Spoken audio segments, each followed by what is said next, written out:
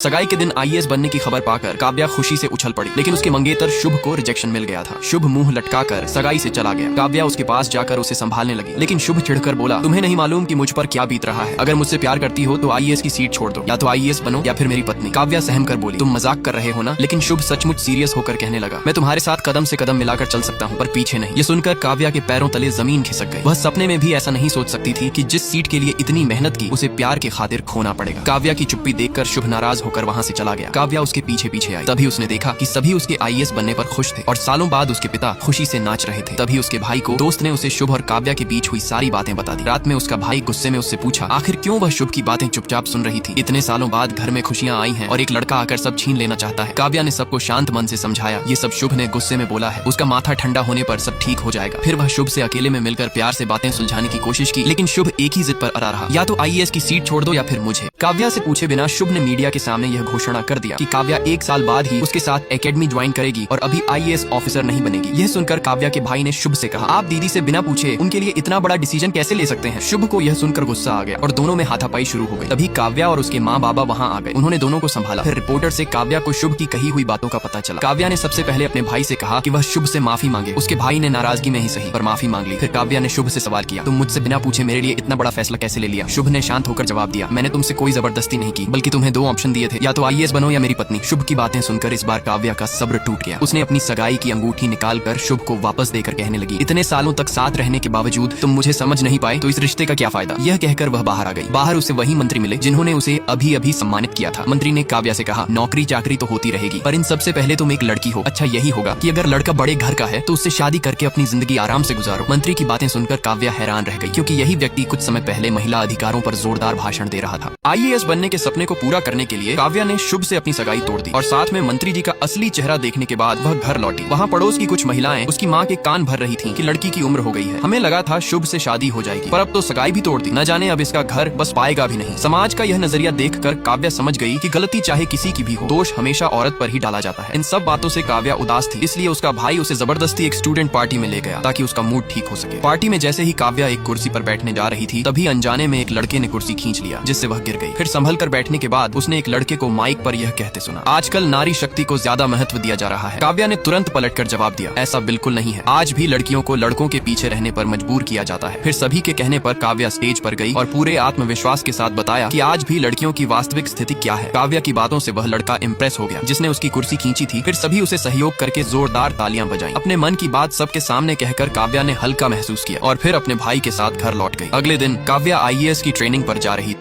IAS officer बनने के सपने को पूरा करने के लिए काव्या ट्रेनिंग पर जाने की तैयारी कर रही थी, लेकिन शुभ से रिश्ता टूट जाने के कारण उसकी माँ बहुत मायूस दिख रही थी। अपनी माँ को उदास देखकर काव्या ने उन्हें गले लगाया और भरोसा दिलाया कि वह आईएएस भी बनेगी और एक अच्छी घर गृहस्थी वाली पत्नी भी, जिससे उसके माँ और बाबा दोनों का सपना पूरा हो जाएगा। यह कहकर वह ट्रेन स्टेशन पहुंची। वहाँ उससे मिलने शुभ के पिता आए, लेकिन वे उसे विदा करने नहीं बल्कि रोकने के लिए आए थे। उन्होंने काव्या से कहा, बस 1 साल की ही तो बात है, तुम शुभ के लिए इतना भी नहीं कर सकती। साथ ही उन्होंने शुभ का एक वीडियो दिखाया जिसमें शुभ की हालत साफ दिख रही थी। हालांकि इन सब बातों का काव्या पर कोई असर नहीं हुआ, क्योंकि उसने अब आईएएस बनने की ठान ली थी। इसलिए उसने शुभ के पिता को 1 साल के इंतजार के लिए मना कर दिया। इससे नाराज होकर शुभ के पिता ने गुस्से में कहा, मैं भी देखता हूँ कि तुम आईएएस ऑफिसर कैसे बनती हो। उनकी बातों से काव्या को गहरा सदमा लगा। जिस व्यक्ति को वह बचपन से अपना आदर्श और गुरु मानती थी, आज वही उसके खिलाफ खड़ा हो गया था। तभी वहाँ एक लड़का आया जो क्लब में काव्या की बातों से इम्प्रेस्ड हुआ था। दरअसल काव्या गलती से उसकी सीट पर बैठ गई थी। जब लड़के ने काव्या से अपनी सीट छोड़ने को कहा तो काव्या ने गुस्से में आकर आईएएस की सीट छोड़ने की बात पर उस पर गुस्सा निकाला। तब लड़के ने टीटी को बुलाया और टीटी ने काव्या को उसकी सही सीट दिखाई। शर्मिंदा होकर काव्या अपनी सीट पर बैठ गई। आईएएस की ट्रेनिंग के लिए जा रही काव्या ने देखा कि निर्धारित समय होने के बावजूद ट्रेन खुलने में देरी हो रही है। दरअसल कुछ लोगों ने बाहर जबरदस्ती ट्रेन को रोक रखा था। ये रुकावट इसलिए थी क्योंकि एक लड़की की विदाई हो रही थी और वे सब प्रधान जी के आदमी थे। काव्या तुरंत वहां पहुंची और उन सबको समझाने लगी। तब प्रधान ने उल्टा काव्या को ही समझाने की कोशिश की कि एक लड़की की विदाई का मामला है, इसलिए उनकी भावनाओं की हमें कद्र करनी चाहिए। इसके जवाब में काव्या ने दृढ़ता से कहा, भावनाएं निजी होती हैं। इस तरह एक परिवार के निजी मामले के लिए वाहनों पर नियंत्रण नहीं किया जा सकता और यह जो आप लोग कर रहे हैं सबने मोबाइल पर रिकॉर्ड कर लिया है। इससे आप न्यूज की हेडलाइन बन सकते हैं। ये सुनकर प्रधान जी तुरंत स्थिति को समझ गए और लाइन पर आ गए। उन्होंने तुरंत जनता के सामने नाटक करना शुरू कर दिया कि जनता को कभी कष्ट नहीं पहुंचना चाहिए। उन्होंने लड़की को समझाया बुझाया और ट्रेन को जाने के लिए कह दिया। इसके बाद काव्या ट्रेनिंग सेंटर पर पहुंची। वहां और भी उम्मीदवार आ रहे थे। सबने एक दूसरे से दोस्ती की। तभी वॉचमैन ने आकर कहा, सब अपने अपने कागज दिखाइए वरना अंदर नहीं जाने दिया जाएगा। सबने अपने कागज निकाल लिए, लेकिन काव्या को अपने कागजों की फाइल नहीं मिल रहे थे। उसने अपने बैग को अच्छी तरह से तलाशा पर फाइल नहीं मिले। फिर वह वॉचमैन से अंदर जाने देने की रिक्वेस्ट करने लगी, लेकिन कागज के बिना किसी को भी अंदर जाने की अनुमति नहीं थी।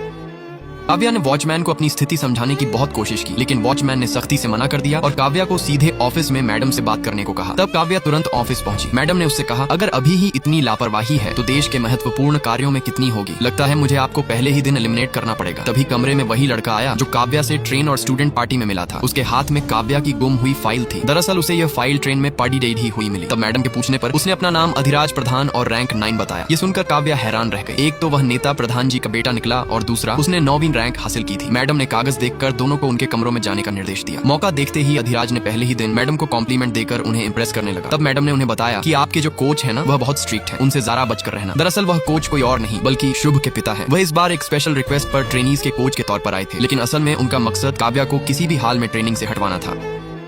अधिराज के सही समय पर फाइल लेकर पहुंचने से काव्या के आईएएस बनने का सपना टूटते टूटते बच गया। इधर काव्या के माता पिता को शुभ के घर बुलाया गया, लेकिन उन्हें अंदर ले जाने के बजाय गेट के बाहर ही इंतजार करने को कहा गया। उन्हें करीब 1 घंटा बाहर ही बैठना पड़ा। आखिरकार शुभ की माँ बाहर आई और उन्हें अंदर ले गई। काव्या के पिता ने ऐसे अचानक बुलाने का कारण पूछा तो शुभ की माँ ने सीधा सीधा उन्हें सगाई के खर्चों का बिल थमा दिया। यह बिल लगभग 2.5 लाख रुपए का था, जिसे अब काव्या के परिवार को चुकाना था। यह देखकर काव्या के माता पिता के पैरों तले जमीन खिसक गई। दरअसल सगाई के समय शुभ के घर वालों ने ही सारा खर्च उठाने का वादा किया था। तभी शुभ भी वहाँ आ गया। वह भी अब काव्या को सबक सिखाने का ठान चुका था। उधर काव्या अपने रूम में पहुंची जो उतनी अच्छी नहीं थी, जबकि अधिराज का कमरा बाकी सबसे काफी आलीशान और अलग था। दरअसल यह सब अधिराज के पिता प्रधान जी की तरफ से हो रहा था, लेकिन अधिराज को उनकी दखलंदाजी बिल्कुल पसंद नहीं थी। और इधर जब काव्या के पिता शुभ को समझाने की कोशिश कर रहे थे, तभी काव्या का अपनी माँ को फोन आया। वह अपनी माँ की मदद से साड़ी पहनना चाहती थी। तब उसकी माँ ने उसे सारी बात बता दी। ऐसा बात सुनकर काव्या ने शुभ से कहा कि वह सारा बिल चुका देगी। इसी बीच शुभ की माँ ने उसके हाथ से फोन छीनकर काव्या को कहने लगी, तुम्हें जरा भी अंदाजा नहीं है कि अब तुम्हारे साथ क्या होने वाला है। आगे की कहानी जानने के लिए कमेंट में नेक्स्ट पार्ट